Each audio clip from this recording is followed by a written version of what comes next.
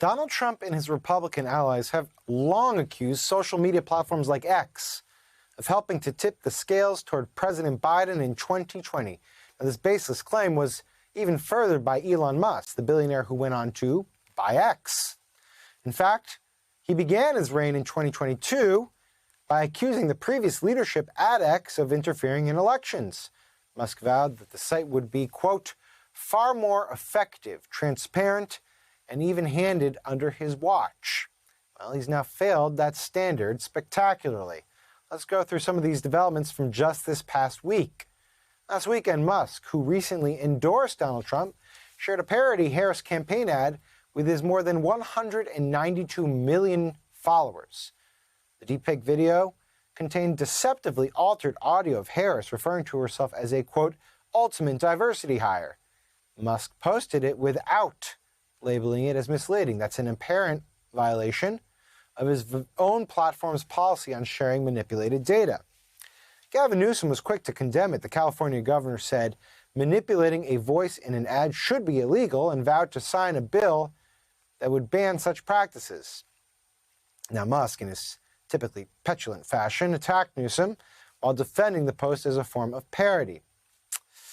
Since then, he has seemingly upped his efforts to help Trump using his social media platform. On Monday, after the pro-Harris group White Dudes for Harris raised more than $4 million on a fundraising call, their X account was suspended for several hours. The company said it was initiated by a user report and was due to, quote, evading suspension rules. Our account was reinstated the next day following a backlash. Meanwhile, Musk has started to add an important caveat when discussing a potential Harris win in November. In an interview published on Thursday, Musk told The Atlantic, quote, if there are questions of election integrity, they should be properly investigated and neither be dismissed out of hand nor unreasonably questioned.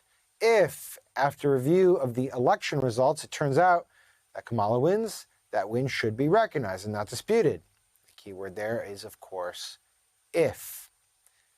And that takes us to the new CNBC report yesterday on a PAC created by Musk called America PAC. The piece focuses on its website, which ostensibly helps register people to vote. But depending on where you live, results may vary.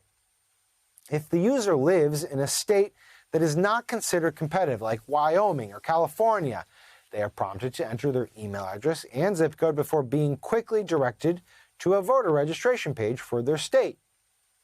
But if a user lives in a battleground state like Pennsylvania or Georgia, well, they are prompted to give highly personal information. Instead of being directed to a voter registration page, they're shown a simple thank you page instead.